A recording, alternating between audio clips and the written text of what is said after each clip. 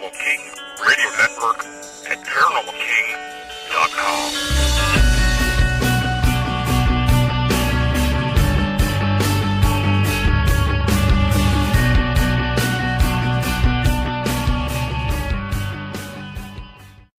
Welcome to the Paranormal News Insider for the week of October 30th, 2018, and episode number 374. And this is your host, Dr. Brian D. Parsons.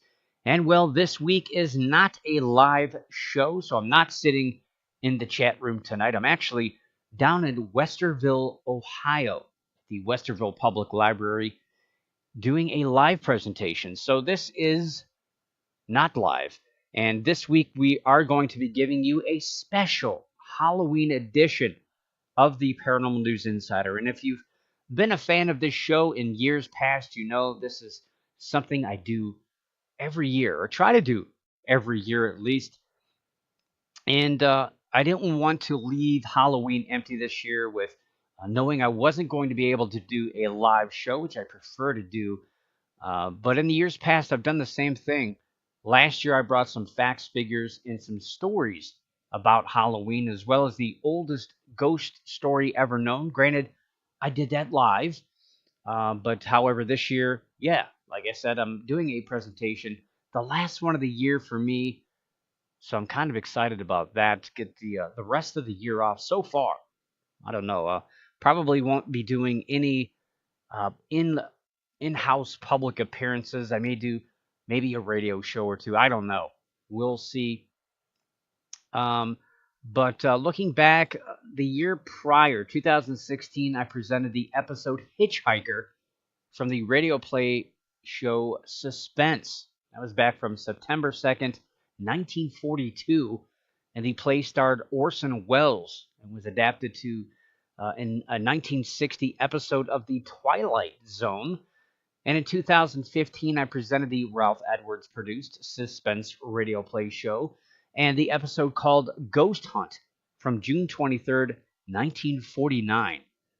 In years previous to 2015, I made live appearances on the Grand Dark Conspiracy for live specials that included everything from live Ouija board sessions, live seances, and I can't remember what else we did. A lot of crazy stuff back then.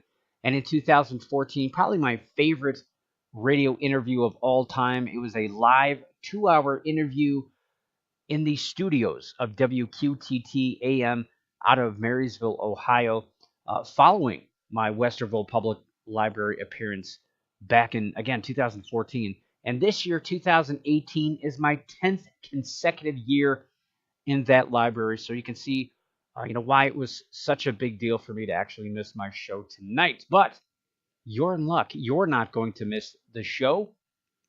And one thing I just want to mention real quick, I've been already getting a flurry of emails about people wanting me to promote their 2019 paranormal conferences and conventions. Yes, get that stuff in. It's about that time of the year when people are plugging these things for next year, and I'm going to be starting to put together my 2019 list. I've got a handful of events already, but I'm going to be digging in over the course of the next few weeks.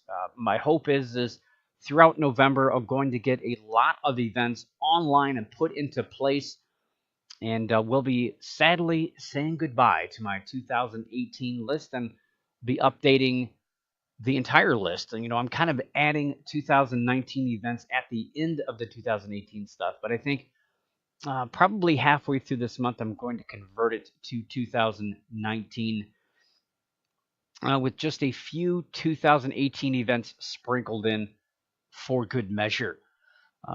So yeah, we're about ready to flip the calendar. So again, if you have any information about any event and would like to hear about it here, as well as see it on the website, which the website gets tons of clicks. So if you want to help get your show promoted, your event promoted, let me know. Paranewsinsider.com.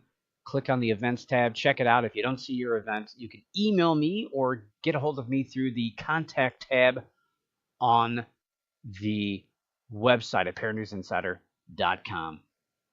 And again, I mentioned tonight I'm live in Westerville at the Westerville Public Library for my 10th consecutive year, talking about cryptids, cryptozoology, and basically Ohio creepy creatures that exist.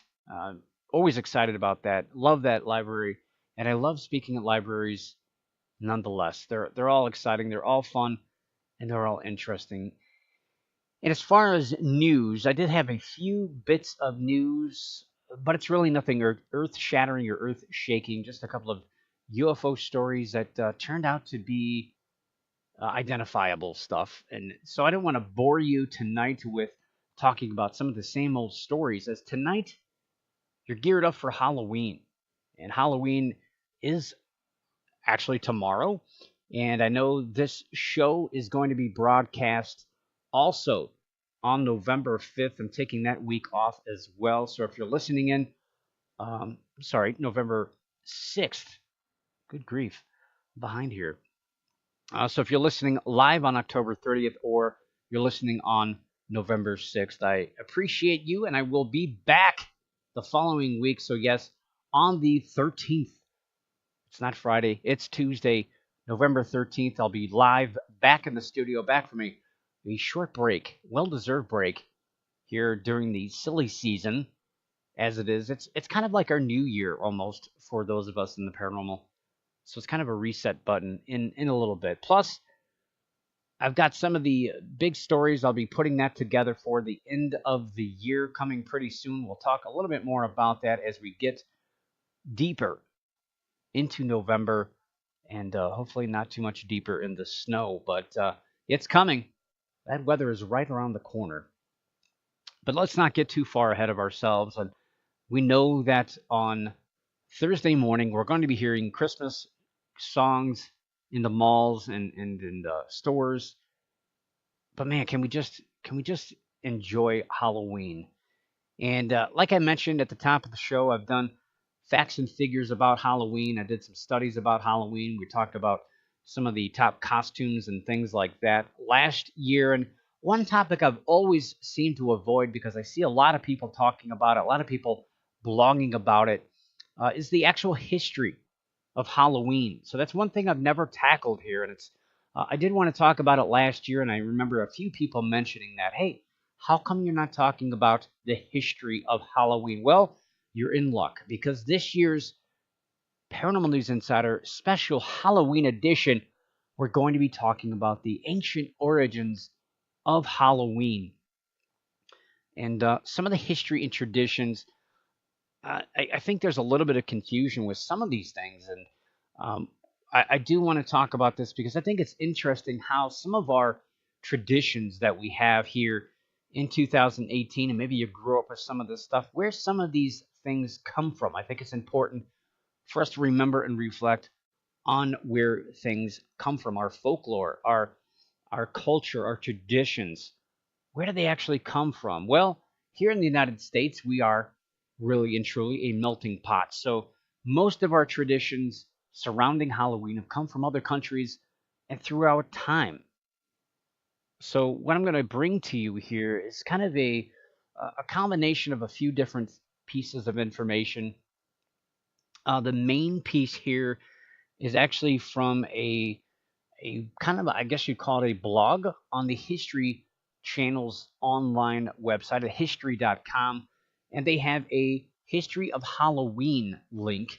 And so a lot of what I'm going to be talking about here is from that link, but I've also put in some other information that I've researched, just kind of sprinkled in. So it's basically this article, but it's more expanded. I'll be sharing that link with everybody on Wednesday because that's the primary piece of this show.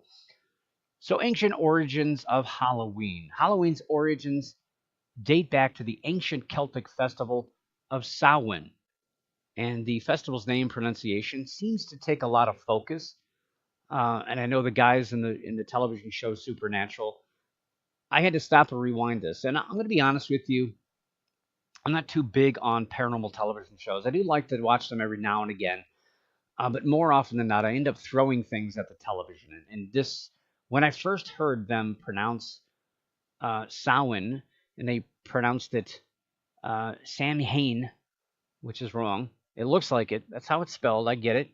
But when I saw that, I had to rewind it. I'm like, what did they just say?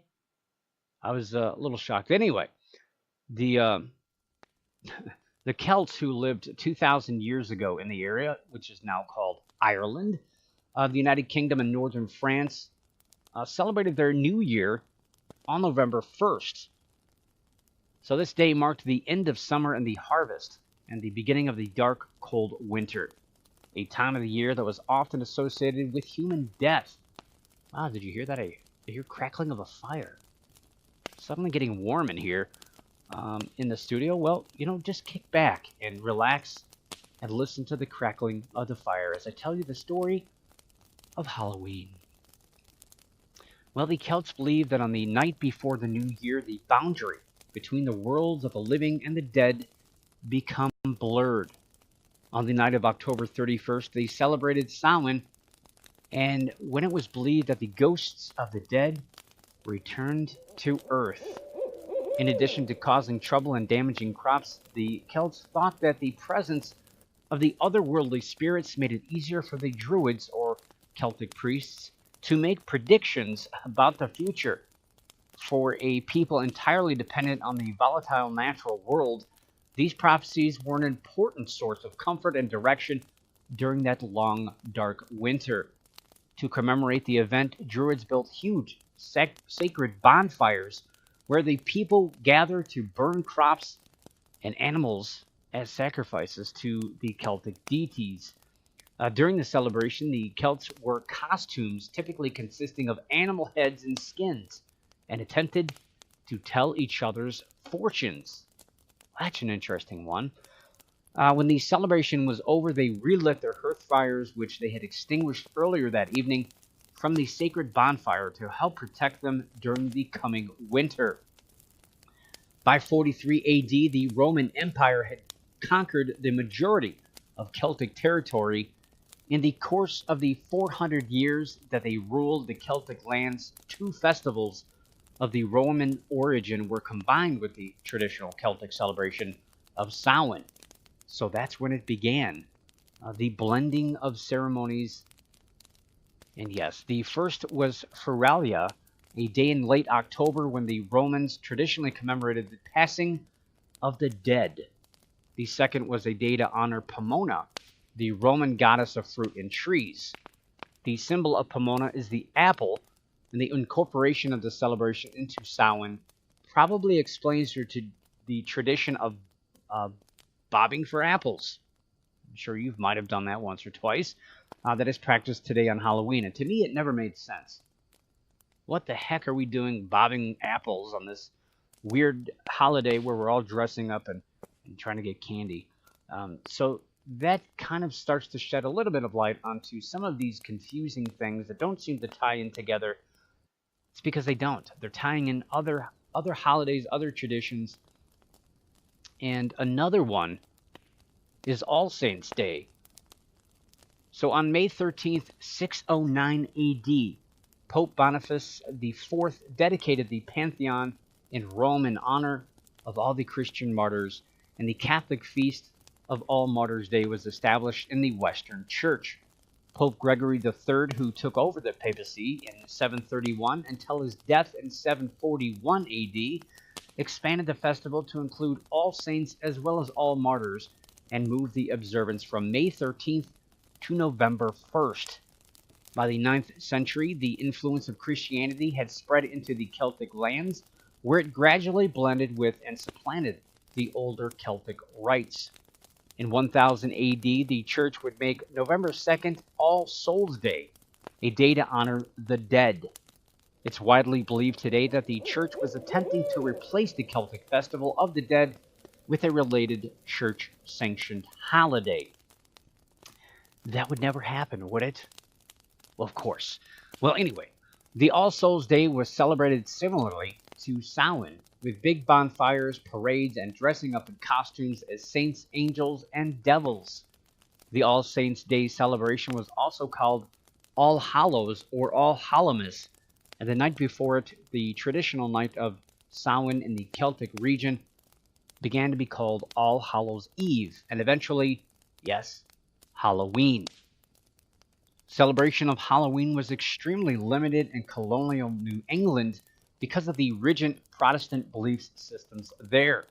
Halloween was much more common in Maryland and the southern colonies, as the beliefs and customs of different European ethnic groups, as well as the American Indians, meshed. A distinctly American version of Halloween began to emerge. The first celebrations included play parties, which were public events held to celebrate the harvest, where neighbors would share stories of the dead, tell each other's fortunes, dance, and sing. Colonial Halloween festivals also featured the telling of ghost stories and mischief making of all kinds. By the middle of the 19th century, annual autumn festivals were common, but Halloween was not yet celebrated anywhere in the country. In the second half of the 19th century, America was flooded with new immigrants. These new immigrants, especially the millions of Irish fleeing the Irish potato famine, helped to popularize the celebration of Halloween nationally. So where does all this trick-or-treating stuff come in? Well, borrowing from Irish and English traditions, Americans began to dress up in costumes and go house to house asking for food and money, a practice that eventually became today's trick-or-treat tradition. Young women believed that on Halloween they could divine the name or appearance of their future husband by doing tricks with yarn, apple parings, or mirrors. In the late 1800s, there was a move in America to mold Halloween into a holiday more about community and neighborly get-togethers than about ghosts, pranks, and witchcraft. At the turn of the century, Halloween parties for both children and adults became the most common way to celebrate the day. Parties focused on games, foods of the season, and festive costumes. Parents were encouraged by newspapers and community leaders to take anything frightening or grotesque out of Halloween celebrations. Because of these efforts, Halloween lost most of its superstitious and religious overtones by the beginning of the 20th century. So, what about other celebrations, such as the Day of the Dead in Mexico and other South American countries? Well, Dia de Muertos, or Dia de los Muertos, are other names for the Day of the Dead that was originally held in the early summer to remember those who have passed and to help them in their spiritual journey. After 16th century colonization by the Spanish, this holiday slowly moved toward November 1st, just as other European traditions, which helped eventually forge Halloween. Unlike our Halloween, the Day of the Dead is actually a 3-day holiday that starts on October 31st and goes through November 2nd. Essentially, October 31st is All Hallows Eve. The children make a children's altar to invite the angelitos, the spirits of dead children, to come back for a visit. November 1st is All Saints' Day. The adults' spirits will come to visit. And November 2nd is All Souls' Day, when families go to the cemetery to decorate the graves and tombs of their relatives. In a strange twist of how pop culture can affect folklore, the 2015 James Bond film Spectre, the opening sequence features a Day of the Dead parade in Mexico City. Interestingly, at the time, no such parade took place in Mexico City, but 1 year later, due to the interest in the film and the government desire to promote the pre-Hispanic Mexican culture, the federal and local authorities decided to organize an actual Dia de Muertos parade on October 29, 2016, which was attended by around 250,000 people. So, Halloween parties. By the 1920s and 1930s, Halloween had become a secular but community-centered holiday, with parades and town-wide Halloween parties as the featured entertainment. Despite the best efforts of many schools and communities, vandalism began to plague some celebrations in many communities during this time. By the 1950s, town leaders had successfully limited vandalism, and Halloween had evolved into a holiday directed mainly at the young. Due to the high numbers of young children during the 50s baby boom, parties moved from town civic centers into the classroom or home, where they could be more easily accommodated. Between 1920 and 1950, the centuries-old practice of trick-or-treating was also revived. Trick-or-treating was a relatively inexpensive way for an entire community to share the Halloween celebration. In theory, families could also prevent tricks from being played on them by providing the neighborhood children with small treats. Thus, a new American tradition was born, and it has continued to grow. Today, Americans spend an estimated $6 billion annually on Halloween, making it the country's second largest commercial holiday, yes, after Christmas. And 1/4 of all the candy sold annually in the U.S. is purchased for Halloween. So the American Halloween tradition of trick-or-treating probably dates back to the early All Souls Day parades in England. During the festivities, poor citizens would beg for food and families would give them pastries called soul cakes in return for their promise to pray for the family's dead relatives. The distribution of soul cakes was encouraged by the church as a way to replace the ancient practice of leaving food and wine for roaming spirits.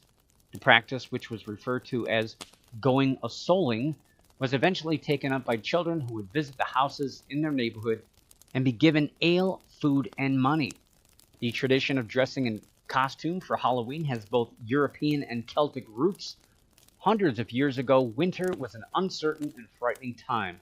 Food supplies often ran low, and for the many people afraid of the dark, the short days of winter were full of constant worry. On Halloween, when it was believed that ghosts came back to the earthly world, people thought that they could encounter ghosts if they left their homes. To avoid being recognized by these ghosts, people would wear masks when they left their homes after dark so that ghosts would mistake them for fellow spirits. On Halloween, to keep ghosts away from their houses, people would place bowls of food outside their homes to appease the ghosts and prevent them from attempting to enter. And one question I've been asked a few times is about black cats. I've heard a couple of different stories about black cats, but I do like the History Channel's version of this. So Halloween has always been a holiday filled with mystery, magic, and superstition. It began as a Celtic end-of-summer festival during which people felt especially close to deceased relatives and friends. For those friendly spirits, they set places at the dinner table, left treats on doorsteps, and along the side of the road, and lit candles to help loved ones find their way back to the spirit world. Today, Halloween ghosts are often depicted as more fearsome and malevolent, and our customs and superstitions are scarier too. We avoid crossing paths with black cats, afraid that they might bring us bad luck.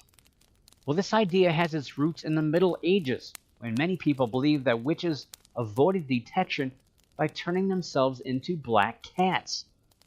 We try not to walk under ladders for the same reason. The superstition may have come from ancient Egyptians who believed that triangles were sacred. Well, it may also have something to do with the fact that walking under a leaning ladder tends to be fairly unsafe. And around Halloween especially, we try to avoid breaking mirrors, stepping on cracks, or spilling salt.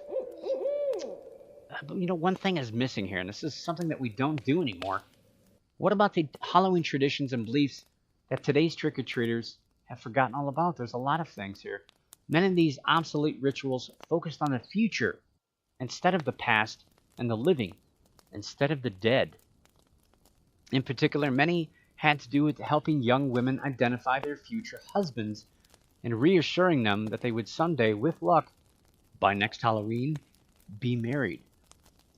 In 18th century Ireland, a matchmaking cook might bury a ring in her mashed potatoes on Halloween night, hoping to bring true love to the dinner who found it. In Scotland, fortune tellers recommended that an eligible young woman named a hazelnut for each of her suitors and then toss the nuts into the fireplace. The nut that burned to ashes rather than popping or exploding, the story went, represented the girl's future husband.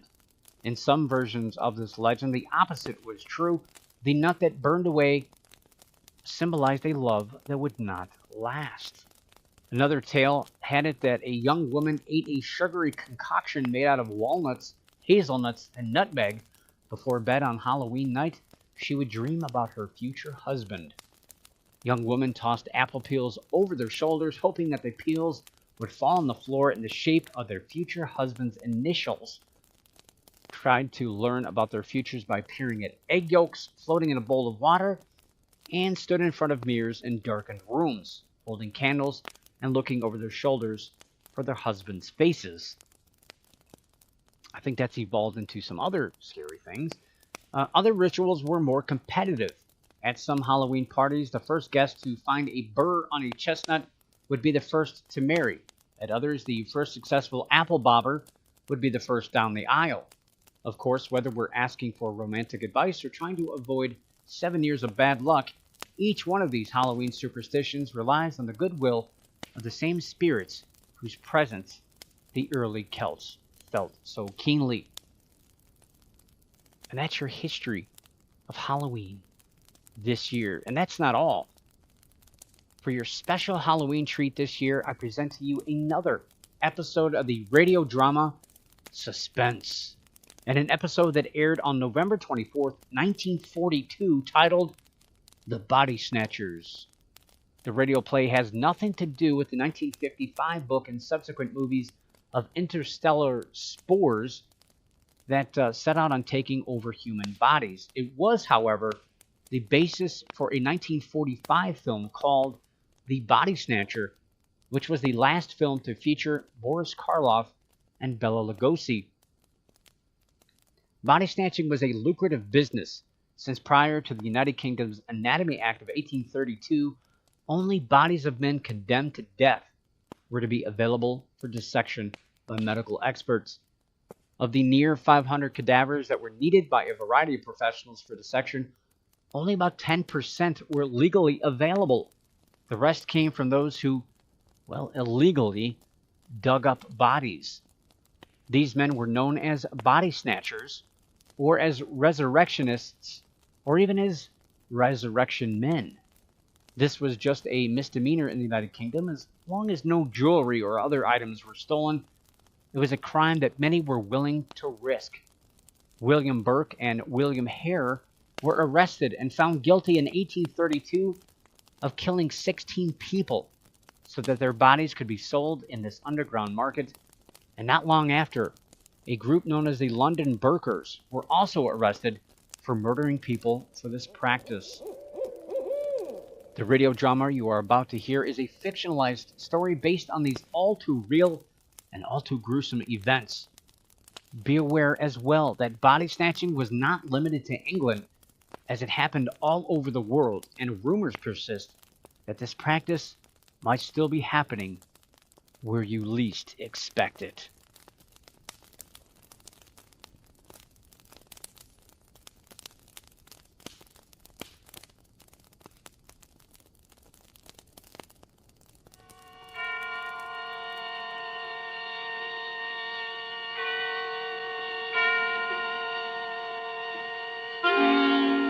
Suspense.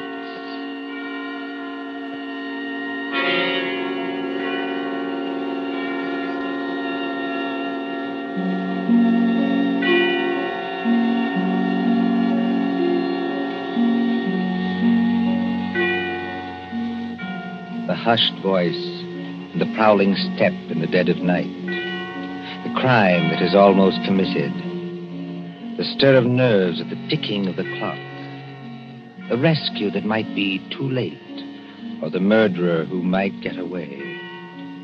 Mystery and intrigue and dangerous adventure. We invite you to enjoy stories that keep you in suspense. For Suspense, tonight we present The Body Snatchers by John Dixon Carr.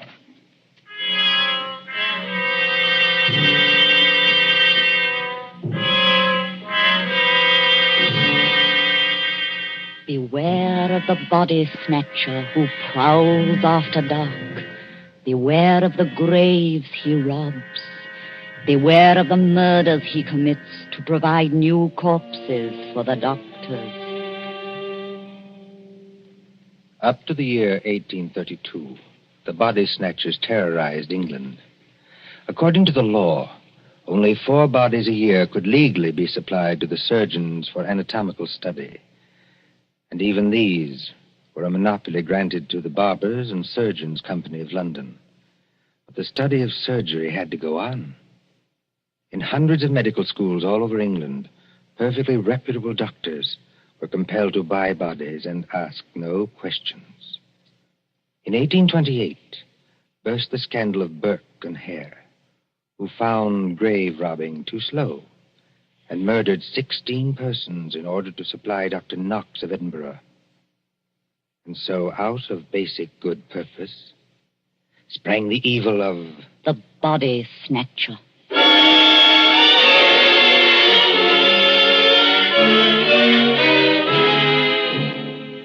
Turn back the clock now to a cold night just 110 years ago. Look into the brick kitchen of a house on Wandsworth Common, not far from London.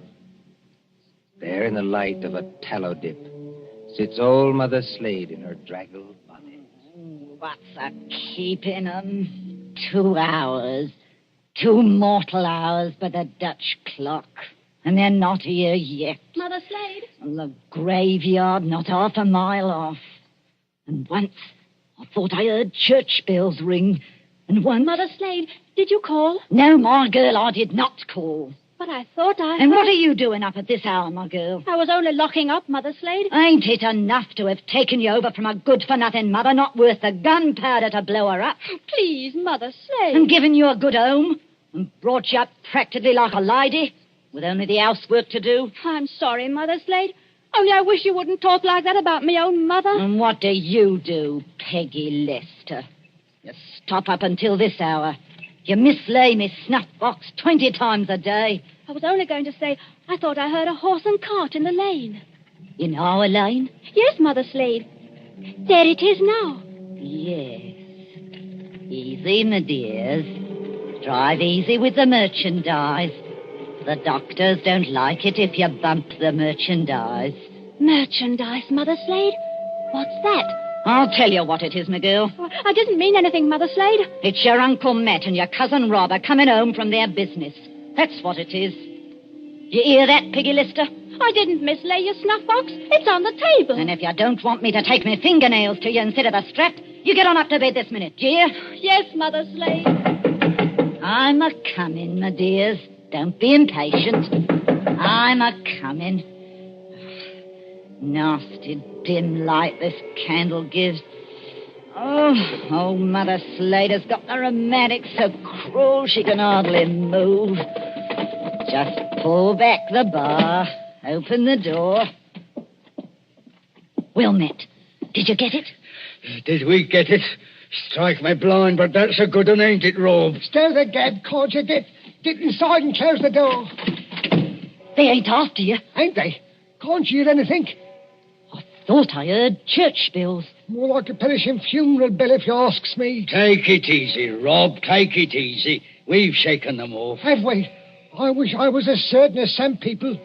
The spades and sack is still in the cart. Let 'em stay. Who's a-coming to find 'em? Then you didn't get it after all, you six-skull pair of... Now, don't you start a-blaming us. Now, you shut your potato trap, Mother Slade, or Matt'll make you shut it. What happened? I'll tell you what happened. We was too quick, that's what. The girl was only buried this afternoon. The sooner the better, my dear.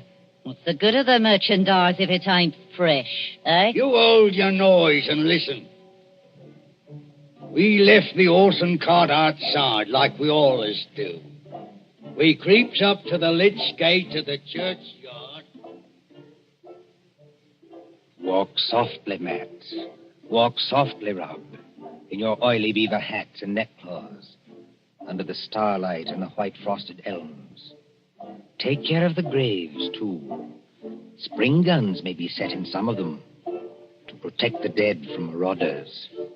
And if the coffin is one of those new iron ones, all your labor will be in vain. Open the gates softly. Don't make such a bloody row with them shovels. I can't help it. I'm loaded down with all this stuff. Oh, And who'll do all the work when we do get there? I will. Matt, Aye? listen. I can't hear nothing except your teeth are chattering. Matt, there's other people besides us in this here churchyard. Aye, 200 or 300 deaders. But they won't bother us. I means living people. Don't talk soft. Somebody's got a dark lantern. I seen it flash past the gravestones. Oh? Where? Can't you see it now? It's a-coming straight toward us. Yes, I see him. Come on. They've seen us, Matt.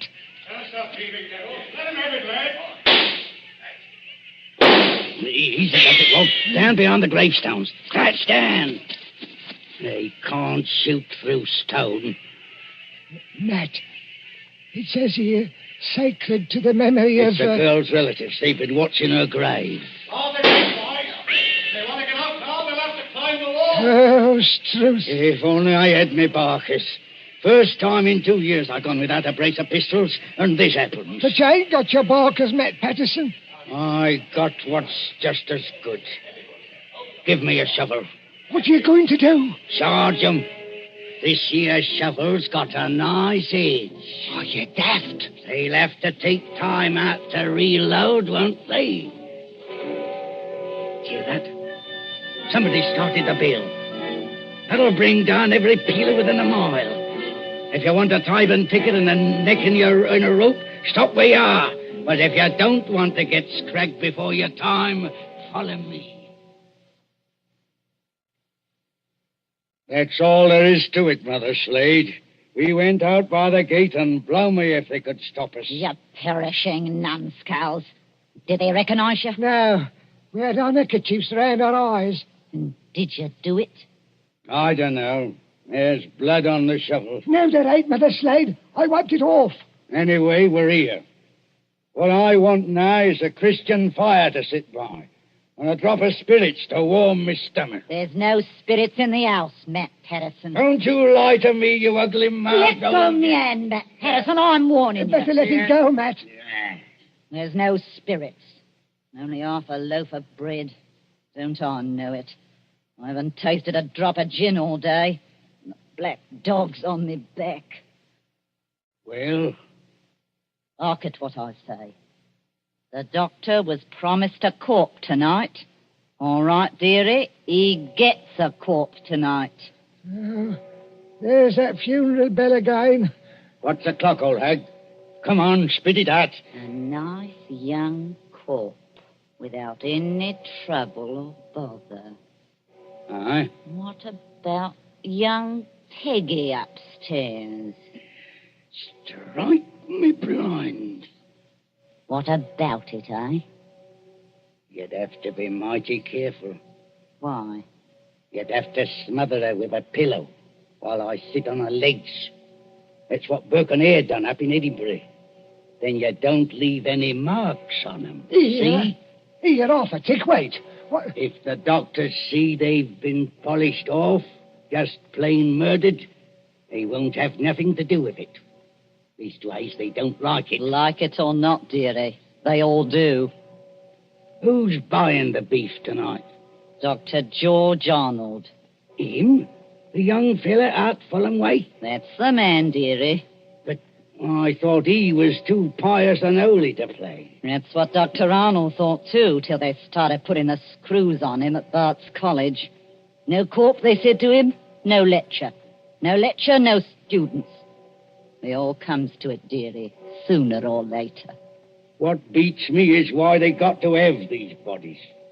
You'd think the doctors killed enough people as it is, without a buying them after they was dead. Don't you question the ways of Providence, Matt Patterson. You can't do it, Matt. You can't do it, Mother Slade. You stow that noise, Bob Prentice. Do you want to wake the poor girl upstairs? But you can't do it. This cove Arnold, he knows her. Arnold knows who. He knows Peggy. Peggy fair worships the ground he walks on. Oh. He set her arm once when Mother Slade broke it, accidental-like, and she can't forget him. What's Arnold going to think when he opens up the sack and he finds What his... can Arnold do? He's bought her, ain't he?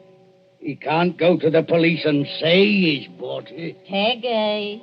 Peggy Lester. Don't do it, Mother Slade. Don't do it. And how do you two thickheads know what Mother Slade is going to do? You're going to kill her, ain't you? Peggy. Peggy Lester. I thought I heard her moving about upstairs. You did, Mr. Milk and Water. She's on the stairs now. Rob, you're the least to be depended on. Go out and fetch in the sack. Don't do it. It'll bring us all bad luck. Matt, you're a lad after me own heart. You stop where you are and do just as I tell you. Trim the candle. Let's have it all nice and snug. What'll she bring, do you think? 15 guineas. Maybe 20. Maybe more. 20 guineas? Strike me blind. But this is a way of doing business that I like. Listen. Did you call me Mother Slade? That's right, my ducky. That's right, my little pet. Put your wrapper round you and your slippers to keep your feet warm and come right down here to Mother Slade. I'm coming, Mother Slade. I'm coming.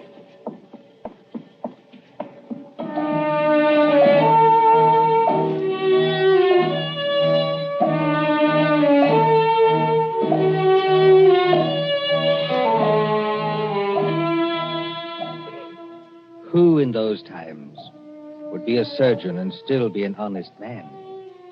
At that drugged hour of the night, look into the sitting room of a spacious house.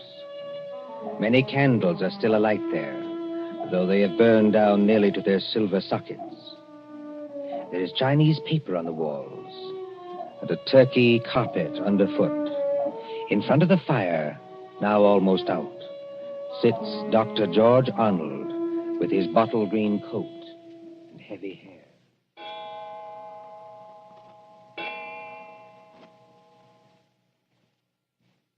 Dr. Arnold, sir. I beg your pardon, Mrs. Tancred. Dr. Arnold, sir. It's gone 2 o'clock. Yes, so it has. You've got a lecture to deliver tomorrow, and you'll be all worn out.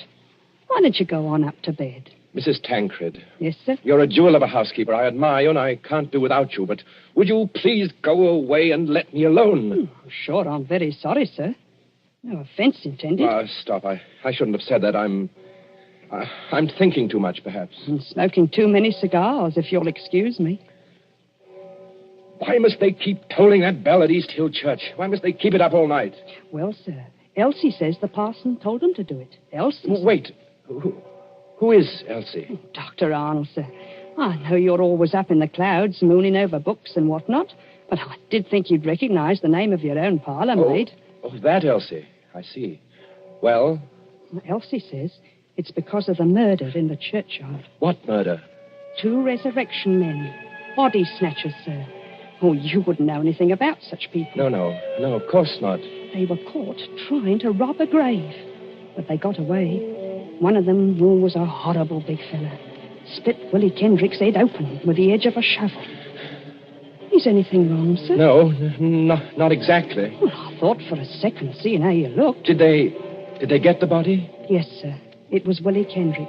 His head was split open with a shovel. No, I mean, did these resurrection men get what they were after? No, sir. Thank God. Oh, you may well say that, Doctor. I wasn't exactly speaking in the religious sense, but never mind. Well, Elsie says there are what she calls peelers all over the place. Peelers? Yes, these new policemen. After Sir Robert Peel. And somebody from the new detective police that they're using instead of the Bow Street runners. Well, Mrs. Tancred, I'm going to smoke one more cigar, and then I'm going to bed. Very good, sir. You see, sometimes you give orders, then it's too late to recall them. Whatever the medical practice is, you can't look your conscience in the face afterwards. Then, I can't tell you how or why, a miracle comes along and saves you, and you're free, What was that? Sounds like a horse and cart in the drive, sir. Mrs. Tancred. Yes, Doctor? Will you please go upstairs? Now, make haste.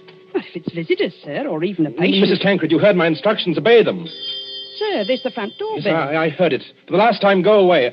I will admit whatever visitors we have. Yes, sir.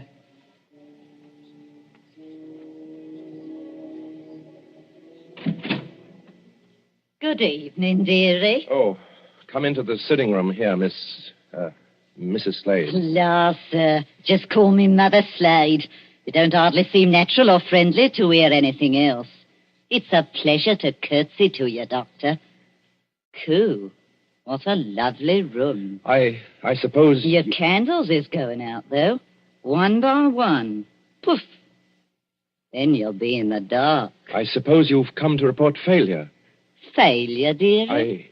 I understand you didn't get what you went after. Bless you, dearie. We got something just as good. Finest piece of merchandise you ever saw. You haven't got it here. Bless you, dearie. Mother Slade always keeps her word. Bring the merchandise in, my dears, so the doctor can see it. Quiet, please. Oh, of course, dearie, I forgot. The big fellow with the black eyebrows is Uncle Matt. The little fellow with the watery eyes is Cousin Rob. And between them, in that sack, they're carrying... Well, who is it in the sack? 19-year-old girl, dearie. Finest anatomical specimen you ever saw. Merciful Where do you want this here thing dumped, Governor? Easy now, Matt. Why did you bring it here? That's where you told us to bring it, dearie. I mean, why did you bring it to the front door? Why not to the surgery? Only place in the house where there was lights, Governor. Hurry up now. Where do you want it? Well, take it... Yes, dearie? Take it over and put it in the cupboard there, where I'm pointing. This cupboard here, sir. Yes, then close the cupboard door. Shame on you two. Tracking your muddy boots over the doctor's lovely turkey carpet. Easy, my dears, easy now. All right, Robin, she goes. Don't bruise the merchandise. Whatever you do, don't bruise the merchandise. Right, me blind. What's the odds? She can't feel it now. There's your body, Mr. Sawbones. Now, let's see your money. Well, just one moment before I give it to you. There ain't no itch in this, is there? Better not be. No, I made a bargain with you, and I'll stick to it. Thank ye. That's uncommon genteel of you. Kindly stand back, sir. You're 2 stone of fat heavier than I am, and you don't impress me. Easy, Matt. Take it easy. I want to ask only one question. Where did you get that body? That's a question, dearie, what people in your profession don't ask. Why not? 'Cause they don't dare. That's why. Would the police be interested in where you got the body? No, dearie. Not half so interested in as where we brought it. To your house. It's your responsibility now. Yes, I suppose it is. The victim wouldn't be, by any chance, that pretty little girl you used to treat so unmercifully? You hold your noise about how I treated her. I was rather fond of Peggy. Strike me blind. I think the Sawbones... Oh, get out of this house, all of you. Go on, get out. Not without that money, dearie. It's 20 guineas now. There's money on the table under that newspaper. Take what you want, and get out of here before I... Oh, what was that? Aye. What was it? A late visitor, I imagine. Was you expecting anybody? Eh? No. Don't drop the lovely money, Rob. Don't drop it all over the carpet. Pick it up. Is there a back way out of here? Yes, it's the way you should have come. Through that arch and down the passage. Thank you for the rhino, Governor. And no games, Mark. Good night. Good night, dearie. Good night, dearie. You've got the body. You've got the body now. Yes. Yes. Yes. I've got the body now. I've got the body now.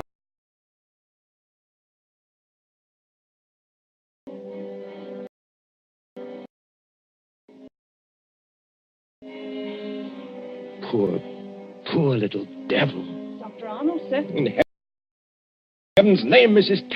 Tancred, haven't you gone to bed yet? I had to get up, sir, to answer the bell. Yes, of course. I'm sorry. Dr. Arnold, what's the matter with you? Matter? You're as white as a ghost, and you're almost crying. Am I? Well, we must remedy that. Oh, it's so dark in here, I could barely see you sitting there. The candles going out, one after another. Nothing but smoke and an ugly smell of grease, and that cupboard door. What about that cupboard door? Well, I always declare, sir, it won't keep shut without any latch or bolt, if you'll excuse the liberty. Mrs. Tancred, keep away from that cupboard. Dr. Arnold, sir. Are you ill or anything? No, but keep away from that cupboard. Who rang the bell? Oh, dear, I was almost forgetting. It's that man Elsie was talking to us about. What man? The officer of the detective police, sir. He wants to see you. Well, I'll see him, but in some other room, not here. It's as you say, there's not enough light. Not a bit of it, Doctor, not a bit of it. Never too dark, as you might say, where the police are concerned. I couldn't help it, sir. He must have followed me down the hall. Are you... That's right, Doctor. I'm Stalker at your service. Inspector Stalker. Well, how do you do, Inspector? Mrs. Tancred, you may go. By your leave, sir. I'll just get some more candles and put them in that bracket by the cupboard. It's not in use. No, you needn't trouble. It's no trouble, sir. Excuse me. First of all, Doctor, I must apologize for intruding as late as this. Not at all, Inspector. Will you be seated? Thank you, sir. Thank you kindly. Now, I dare say you're wondering why I'm here. Oh, yes, I am, rather. It's a bad business, Doctor. A very bad business. You mean the murder in the churchyard? Oh, you've heard about it. Well, my housekeeper said something about a man being killed with a shovel. That's right, Doctor. Not much doubt about who did that. No? No, the little fella dropped his dark lantern with the initials on it. They're professional body snatchers. We've had our eye on them for a long time. Speaking of body snatchers, Doctor... Well? I expect this anatomy law is pretty hard on you surgeons. It's an infamous law, sir. All the same, Doctor, it is the law. Yes. And if any surgeon happened to be caught with a body, especially a murdered body... What are you hinting at? Oh, nothing, Doctor, nothing. By your leave, I only want to ask a question. Well? What time did your friends leave? Now, come, Doctor. As one man of the world to another, do you see any green in my eye? You are not going to say you had no guests when their horse and cart are still at your front door. They didn't get away. No, Doctor, they didn't. They made a little reception committee as they left by the back door. Darbies on the wrists. Snap. Just as I might reach out and touch your wrist. Like this. What do you mean by darbies? Handcuffs. I've got a pair in my pocket. Gags into their mouths. That's to keep them from biting. Look, do we have to go on with this? You already seem to know everything I could tell you. Not exactly everything. I don't know, for instance, where you've hidden the girl's body. You're a very diligent man, Inspector Stalker. Thank you, sir. I try to do my duty. You said a girl? These gin-muddled degenerates have been watched every second since they left East Hill Churchyard. They hadn't a body then, but they brought one here. And there's only one other person who lives in the same house with them. Dr. Arnold, sir. Mrs. Tancred, listen to me. Yes, sir. Must you always break in with the most completely ill-timed entrances at all the worst period of my life? I was only trying to be helpful, sir. That's right, madam. Always be helpful. You had to have some light. Here's the candles, sir. 5 of them. In a big candelabrum. We can hang them in the bracket. Ma'am, hold up that light. Hold it high. Really, sir?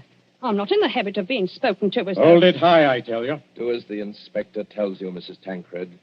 This is a very fine carpet you've got here, Doctor. Yes, others have admired it tonight. But it oughtn't to have footprints on it. Muddy footprints.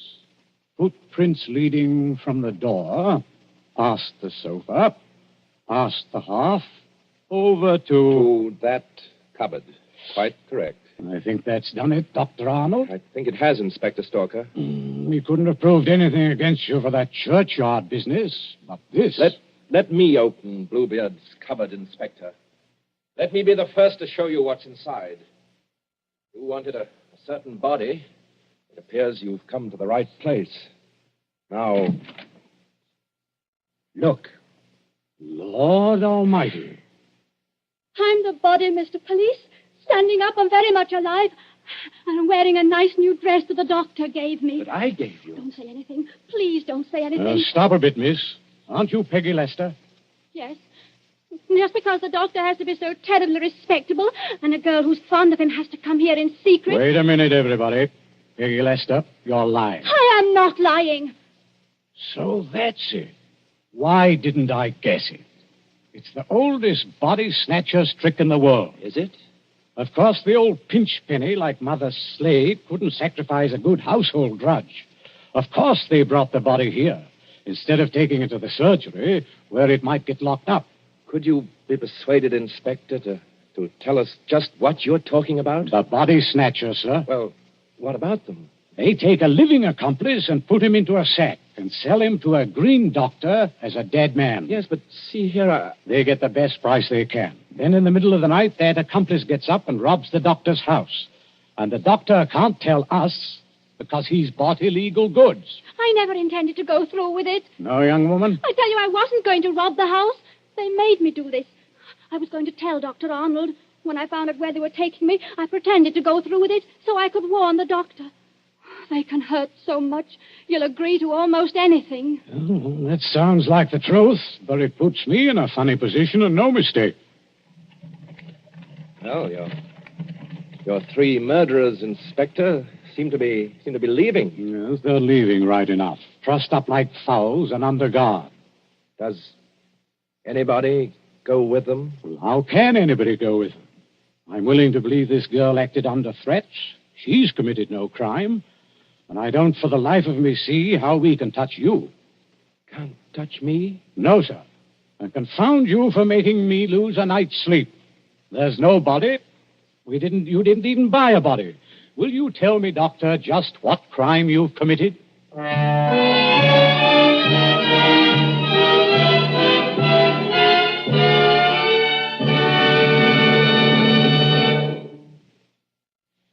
And so ends The Body Snatchers. A story of London at midnight, 100 years ago. And tonight's story of Suspense.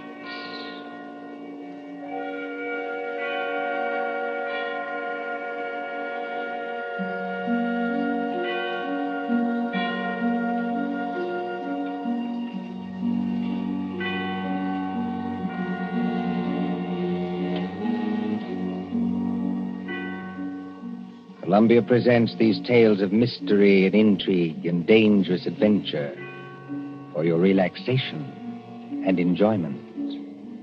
Next Tuesday, there will be another in this series. Same hour, 9:30 Eastern Wartime. William Spear, the producer, John Dietz, the director, Alexander Semler, the composer, conductor, and John Dixon Carr, the author, are collaborators on Suspense. This is the Columbia Broadcasting System.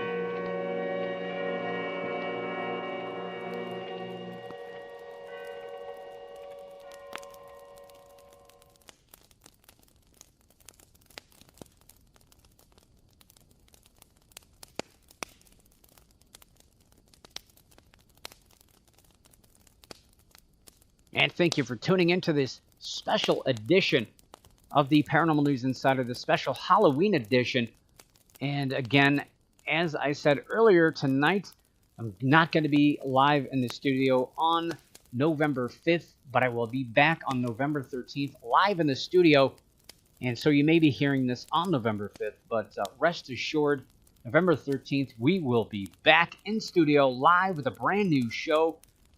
But until then, keep your eyes in the skies, your ears in the wood, the hair standing on the back of your neck, and always keep your mind slightly ajar. And you might want to take a look behind you. Yeah, you don't see it, but you might want to look again. And above all else, don't stop believing. For the Paranormal News Insider, this is Dr. Brian D. Parsons reporting.